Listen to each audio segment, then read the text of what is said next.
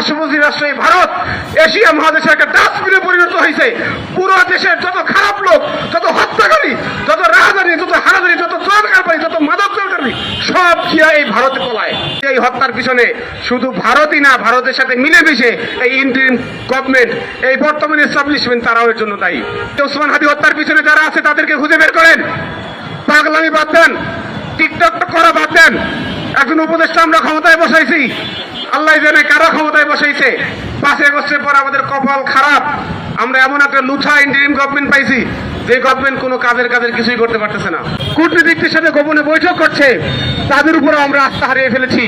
তাই আমরা বলছি আগামী দিনে যদি কোনো রাজনৈতিক নেতারা, কোনো সরকার, কোনো দল ক্ষমতায় এসেও যদি ভারতীয় আধিপত্যবাদ টিকিয়ে রাখতে চায়, জনগণ পুনরায় রাস্তায় নেমে আসবে, এই দেশে পুনরায় জুলাই কায়েম হবে ইনশাআল্লাহ। সংগ্রামী সাথী বন্ধুগণ, আপনারা জানেন ভারতীয় আধিপত্যবাদের বিরুদ্ধে যারাই কথা বলে তাদেরই জীবন এখন হুমকির মুখে। আপনারা দেখেছেন শহীদ ওসমান হাদি, তিনি ছিলেন ভারতীয় আধিপত্যবাদের বিরুদ্ধে আমাদের বলিষ্ঠ কণ্ঠস্বর। তাকে দিনে দুপুরে ওপেনে হত্যা করা হয়েছে। ইন্টারিম গভর্নমেন্ট এখন পর্যন্ত তার ব্যাপারে কোনো পদক্ষেপ নিতে পারে নাই। তার ব্যাপারে কি করছে? আজকে 20 দিন পরে একটা চার্জশিট দাখিল করেছে। সেই চার্জশিটে কি বলেছে? যে গুলি যিনি করেছেন আততায়ী, তাকে নির্দেশ দিয়েছেন একজন ওয়ার্ড কাউন্সিলর। মানে সোজা কথা হলো, যেহেতু এত বড় একটা ইস্যু হয়ে গেছে, ইস্যুটাকে ধামাচাপা দেওয়ার জন্য জাস্ট একটা পাগলা বুঝ দেওয়া ছাড়া আর কিছুই না। কোন ঢাকা মহানগর উত্তর যুবলীগের যে ওয়ার্ড কাউন্সিলর, তার সাথে জাহাদির কোনো সম্পর্ক নাই। একজন ওয়ার্ড কাউন্সিলর এত কোটি কোটি টাকা খরচ করে, এত ইন্টারনাল সেট আপ রেডি রেখে, হত্যাকারীকে দিনের মধ্যে বাংলাদেশ থেকে ভারতে পাঠিয়ে দিয়ে এত আয়োজন করে তিনি হত্যা করে ফেলবেন, এটা আমরা বিশ্বাস করতে চাই না। আমরা মনে করি এই ইস্যুকে ধামাচাপা দেওয়ার জন্য এই নামমাত্র একটা চার্জশিট দাখিল করা হয়েছে। সেজন্য আমরা বলতে চাই, ইন্টারিম গভর্নমেন্ট এই ওসমান হাদি হত্যার পিছনে যারা আছে তাদেরকে খুঁজে বের করেন। পাগলামি বাদ দেন, টিকটক করা বাদ দেন। একজন উপদেষ্টা আমরা ক্ষমতায় বসাইছি, আল্লাহ জানে কারা ক্ষমতায় বসাইছে। 5 আগস্টের পর আমাদের কপাল খারাপ, আমরা এমন একটা লুঠা ইন্টারিম গভর্নমেন্ট পাইছি যে গভর্নমেন্ট কোনো কাজের কিছুই করতে পারতেছে না। একজন স্বরাষ্ট্র উপদেষ্টা বসাইছেন এমন লোকরে যিনি সোজা হয়ে হাঁটতেই পারে না। তো এই লুঠা ইন্টারিমকে বলতে চাই, কোথায় কোন জায়গায় আলুর মধ্যে, মাংসের মধ্যে আলু আছে না আছে সেই খোঁজ না নিয়া বরং ওসমান হাদির হত্যাকারীরা কোথায় আছে খোঁজ নেন। কার পেটের ভুঁড়ি বাড়ছে, পুলিশের ড্রেস কেমন হয়েছে এই খোঁজ না নিয়া ওসমান হাদির হত্যাকারী কোথায় আছে আপনারা খোঁজ নেন। খুঁজে বের করেন হত্যার পিছনে কে কে আছে। পাবলিককে আর আবাল বুঝ দেওয়ার কোনো সুযোগ নাই, পাবলিকে কোনো দুনুফুনু বুঝ দেওয়ার সময় নাই। মানুষ এখন সবকিছুই বোঝে। আমরা বলি এই হত্যার পিছনে শুধু ভারতই না, ভারতের সাথে মিলেমিশে এই ইন্টারিম গভর্নমেন্ট, এই বর্তমান এস্টাবলিশমেন্ট তারাও এর জন্য দায়ী। আজকে 20 দিন হয়ে গেছে, এখন পর্যন্ত কাউকে গ্রেফতার করতে পারে নাই। 20 দিন পরে নামমাত্র চার্জশিট দাখিল করছে। এর পিছনে কারা আছে তাদের নামগুলো তারা বের করতে পারে না। আমরা দেখলাম ডিএমপি কমিশনার কিছুদিন আগে বললো যে কিছু হইলে কিন্তু এর পিছনে কারা আছে তিনি বলে দিবেন। তো বলে কেন দেন না আমরা তো বুঝতে পারতেছি না কারা আছে এর পিছনে। যদি এর পিছনে যদি কোনো বিদেশি শক্তি থাকে আপনারা জানান, এর পিছনে যদি ইন্টারিম গভর্নমেন্টের কেউ থাকে তার কথাও আপনারা জানান।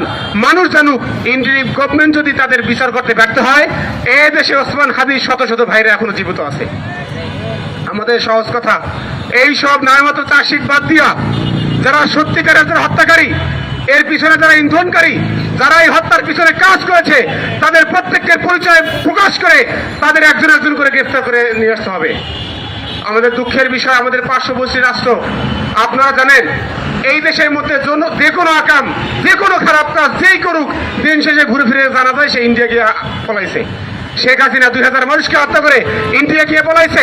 শেখ হাসিনার এমপি মন্ত্রীরা সব শত শত মানুষকে বিভিন্ন পাড়ায় ভারতে গিয়ে পলাইছে।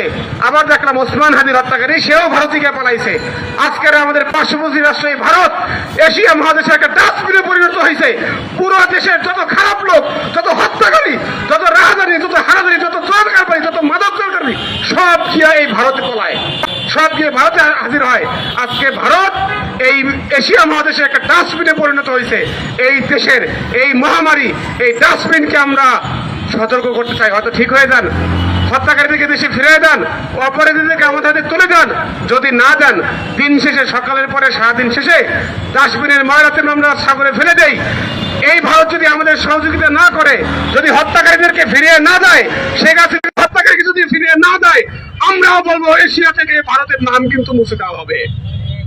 সোজা কথা, এই এশিয়ার ডাস্টবিন আমরা আর দেখতে চাই না।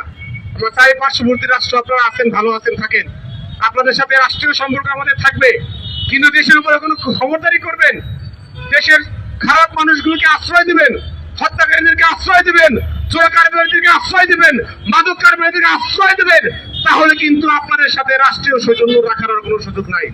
আমরা আজকের এই মানববন্ধন থেকে বলতে চাই, ফেলানী হত্যার বিচার হতে হবে। ইন্টারিম গভর্নমেন্ট আর 1 মাস সময় আছে, এই 1 মাস সময়ের মধ্যে হইলেও অন্ততপক্ষে মানিজ্জত বাঁচানোর জন্য হইলেও ফেলানী হত্যার বিচার চেয়ে আপনারা কোনো স্টেটমেন্ট নেন, কোনো পদক্ষেপ গ্রহণ করেন। আর 20 দিন আগে যে হাদি হত্যা হইল, 1 মাস সময় আছে, এই 1 মাস সময়ের মধ্যে এই হাদি হত্যাকারীদের বিচার আপনি নিশ্চিত করেন। এর পিছনে কারা আছে তাদের নাম প্রকাশ করে দেন, হত্যাকারীদেরকে যে দেশেই থাকুক তাদেরকে ধরে আনেন, তাদেরকে ধরে এনে বিচার নিশ্চিত করেন।